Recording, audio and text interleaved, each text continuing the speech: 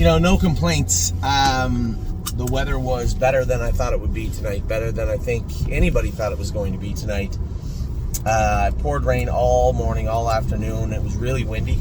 It dried up somewhat for Memory and Imagination's race, and I talked to you about what happened with him tonight in an earlier video. I had a drive in the 6th, and then I took Ava and I went home. I watched most of the football game, the Washington game. It was a great game, watched most of the game and then came back to the races. Now, Casanova Hall the last 2 weeks, so if I rewind back, we tinkered with his shoes, finally got to a point where we could race him. He raced well, and I always thought that maybe with those open-toed shoes he was slipping a little bit. Then he popped that quarter crack on one foot and the puss pocket on the other foot, and we were working to keep him sound and to keep him comfortable. Won that first start with 2 different shoes on, a full swedge window bar on one and an aluminum shoe turned around on the other one. Blew another puss pocket out. Tiny ones, but they were popping here and there. And this isn't new. This is, more times than not when you see a horse that makes a lot of breaks like he did, they'll jump on themselves, cause bruising. That bruising kind of works its way through, festers a bit.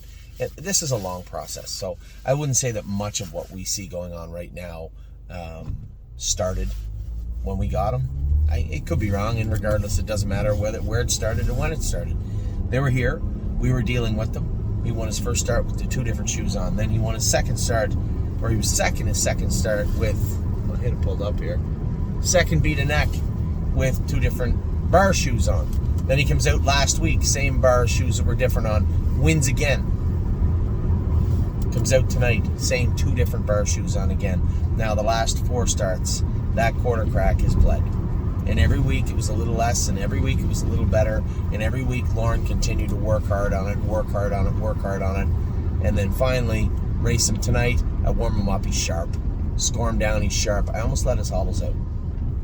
I did let them out for a second, and then I pulled them back in. I'm like, no, he doesn't have to be any better to beat this bunch.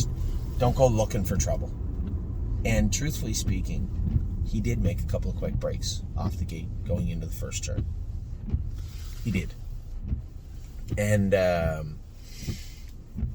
what are you going to do about it? There's not much we can do about that. I looked down going back to the winner's circle, and sure enough, a little bit of blood there. He's got to be the toughest horse. I'll tell you what, for him to go out and 4 weeks in a row now, that quarter crack is bled. And every week a little bit less, and it didn't bleed throughout the week this week. But the track is so hard. From all the wind and the rain, it was literally like concrete for the last race. And then the wind was still, it'd blow you right off the bike. I was surprised the car got away as easy as it did. I didn't get away great. I knew Aaron made a break, and then I could hear a horse coming at the quarter. I knew it was him. I was going to move, and I'm like, he just didn't feel comfortable. He felt like if I asked him to advance at the quarter pole, he might be on the run. And furthermore to that, why do I need to be on the move right now?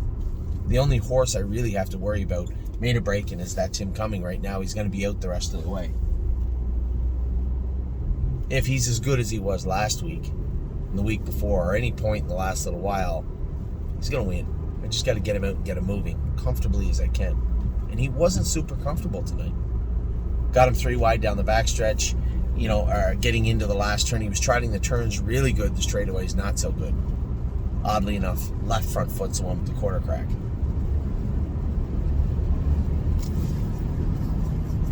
Around the last turn, he was coming, but the horse on the front still had the jump on me. About to get hit with a nasty, nasty headwind. It hits us, and he runs him down and wins. So here's a horse that was not comfortable the whole way. Out of gear a number of times in the mile. Made a couple little quick breaks coming off the car. 3 wide the latter part of the last turn. Could have been a good second. If he'd have been second, I'd still be talking about him the same way. But no. He runs down the horse and wins the race. Now, he's not a world champion. He's not a horse that's ever probably going to race in the open anywhere. Probably always be a middle-of-the-road horse. He's a good one. So now we have some issues. He's out of that class at Northfield. I think that's it for Northfield for him.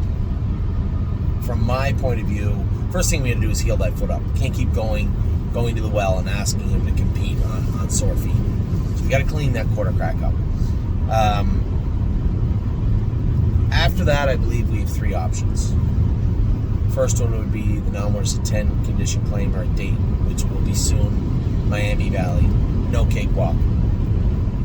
We could try him in the 40 to 50 claimer. It likely is a little soft if it fills it all at Mohawk. That starts this week. Oddly enough, they added a claimer and took off the tag off the Nominals at 3. So maybe there, and I think our third option would be to take a look at the preferred online sale for him. I know his Northfield days are over. Just there's nothing there for him in that class. I don't even want memory and imagination racing in that class. I told you guys in an earlier video, 4 options for him. First would be the Meadows Nominals at 5 but 8 if it fills, which it hasn't. And truthfully speaking, that could also fit Casanova Hall, I suppose. The condition claimer at Dayton, which is soon to be Miami Valley. The claimer at Mohawk. Those would be 3 choices for memory and imagination. Would be Meadows, Dayton, Mohawk, and I suppose Northfield. Rather not racing there. He just, I don't like racing 3-year-olds against age horses. You might say, well, he's going to be an age horse in a week. Yeah, he's going to be. That doesn't mean he has to race against 4 and 5 and 6-year-olds with a lot of money and a lot more experience on the card. 2 totally different things. I'd like to race him against his own kind, at least, if I could. So, similar situation. I mean, Casanova Hall, as much as I love him, he's no memory and imagination, right? Just the reality of it. Nice horse, but 2 different horses.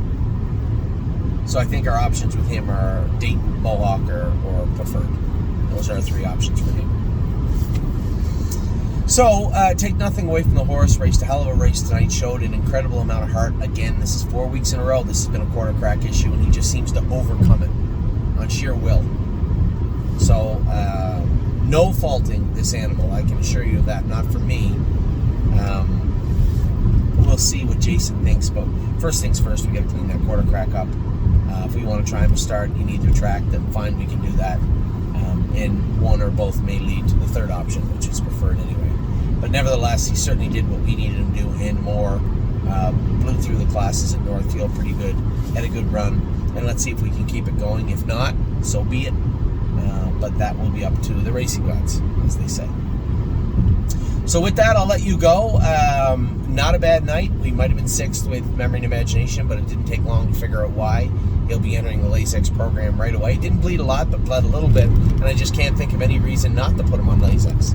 He has the option to use it here. Why not? Don't see any reason not to at all. Race him a little better next week. He'll be in Tuesday or Wednesday, I think, is next week, a week from in 8 or 9 days in Miami Valley. We want to make sure if we're trucking 3.5, 4 hours in a horse truck and trailer to Miami Valley, that we have the right tools for the job, so to speak. So that'll be up to Jason and I to talk about over this week before the draw date. See what we think of Memory and Irresistible Sun. We'll be racing on Thursday. Be a little quick. I don't mind coming back Tuesday maybe if that's when his class is, or even Wednesday, but Monday would be a little short return for him. Listen, we have tons of options. But right now, for today, we're all done. It is now 12:15. I'll be home in 10 minutes, probably asleep in 20 or 30. And I will talk to all you guys very, very soon. Tomorrow, super excited. We have a nice day, +8 Celsius. And sunny is what I'm being told for the Meadows tomorrow, which will be great. We have Time Is On My Side and Patrick the Piranha racing tomorrow. And then Brace for Landings up against an 8-hole again tomorrow night. That's not a pretty scene. We'll see how that plays out. So with that, I'll let you go. Have a wonderful start to your week, which will halfway through it turn into the start to a new year. It should be a good day tomorrow. Tuesday's looking good. Wednesday is New Year's. Thursday is going to be a lot of fun also. Good luck at the track. We'll talk to you all soon.